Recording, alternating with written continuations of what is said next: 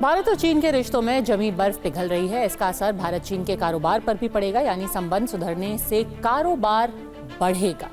भारत चीन के कारोबारी रिश्ते की बात करें तो 2015 से 2022 तक दोनों देशों के बीच व्यापार में करीब 90% की वृद्धि हुई है। दोनों के बीच औसतन सालाना वृद्धि कारोबारी दर करीब 12.87% रहती है। साल 2022 में सबसे ज्यादा कारोबार में वृद्धि हुई। 2022 में दोनों देशों के बीच कारोबार $100 बिलियन से भी ज्यादा पहुंच गया। ऐसा 2 बार हो चुका है जब कारोबार $100 बिलियन पार कर चुका है। जाहिर है दोनों देशों के रिश्ते सुधरेंगे तो व्यापार बढ़ेगा।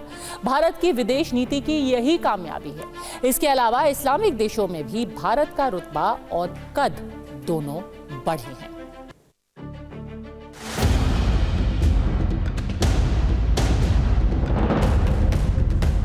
जिस वक्त भारत के एनएसए डोभाल और चीन के विदेश मंत्री की मुलाकात मॉस्को में हुई, तब तय हुआ कि दोनों देश साथ मिलकर एलएसी पर टकराव वाली जगहों पर तनाव कम करने के लिए साथ काम करेंगे।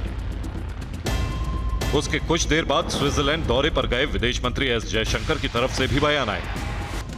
सीमा पर बढ़ते सैन्यीकरण का मुद्दा अभी भी गंभीर है, लेकिन चीन से भारत के 75% विवाद सुलझ गए हैं। अगर सीमा विवाद का समाधान हो जाता है तो भारत चीन संबंधों में सुधार संभव है।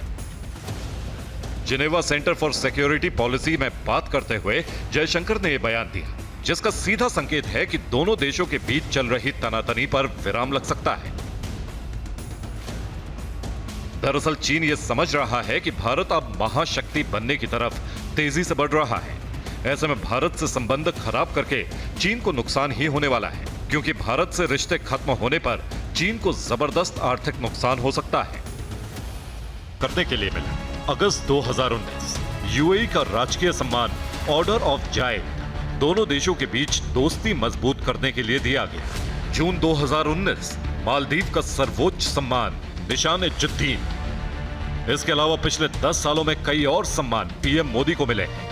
अब इसके पीछे उनकी विदेश नीति है, जिससे पिछले 10 सालों में पाकिस्तान की हर वो साजिश फेल हुई जिसमें पीएम मोदी के खिलाफ इस्लामिक देशों को भड़काने की कोशिश की गई।